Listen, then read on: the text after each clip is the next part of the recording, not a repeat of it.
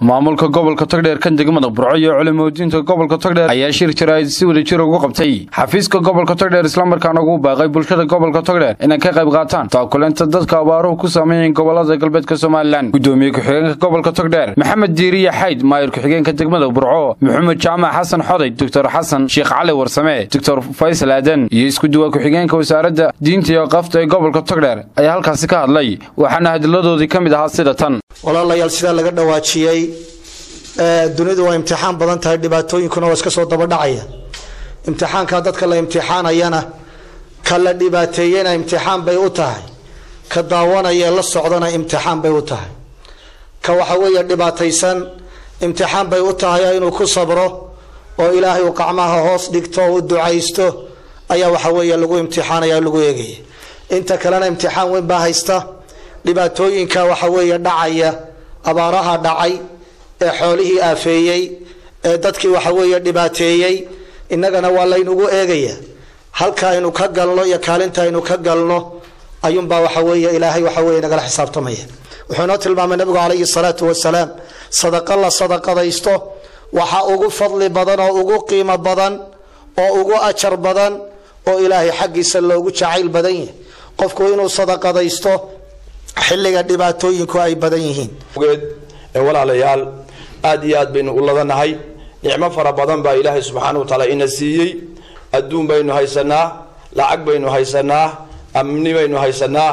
waxaynu u baahannahay dadka walaalaheen ah ee ay dhibtu taabatay in aynu si xilkasnimo ugu gurmano waxaa masaajida gobolka la ballamiyay ilaa 15 masaajid qolada waxaan amrayaa inay waxa weeye khudbada jimcaha ku soo qaadaan wixii waxa weeye dadkana ay ku tanbiihiyaan oo ka ururiyaan wixii maaragtay waxa weeye ay ku tala galeen maalmihii hore waa la cilaamiyay masaajida inay wixii ay maalmihii hore ku cilaamiyeen inay ma ka ururiyaan uga ururiyaan walaaladood dadweynaha reer Burco waxaan halkan uga jeedinayaa maalintii horena si mugla baa uga qayb qaadatay Soomaaliland oo dhamay iyadoo hawshan runtii aan dhaqaajin baa gobolka Togdheer laga dhaqaajiyay calaamad bay heedeen kaga duwanahay gobolka Togdheer Soomaaliland waxa la maanta mar hadii culimadii iyo shacabkii iyo dawladdu baynu wada fadhino waxaynu u baahanahay Burco in loo soo bambaxo inaynu ka qayb qaadano abaaraha dadka muslimiinta ee walaalaheena ee galbeedka Soomaaliland haya shirkan aynu isugu nimi maanta ee aynu ugu talagalino ama ku tashanayno gurmadka abaaraha aynu qayb uga qaadan lahayn culimada gobolku waxay ka qayb qaadataa ama ay qabataa wax kasto gobolka faa'iido u ah wax kasto gobolka khayr u ah wax kasto gobolka horumar u ah wax kasto diinta noolinteeda